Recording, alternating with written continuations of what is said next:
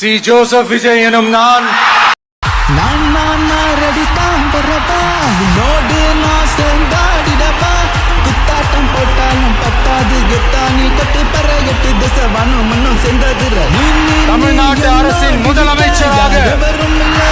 பலதரப்பட்ட மக்கள் அனைவருக்கும் இந்த சட்டம் கொண்டாட நேர்மையானதை செய்வேன் என்றும் ஆண்டவன் மீது ஆணையிட்டு உறுதிமொழிகிறேன். அண்ணனோட ரூட்டு உன்னோட சேர்ந்து பாட கோடிசனங்க பத்தாத அன்பு காட்டும் இந்த உள்ளங்க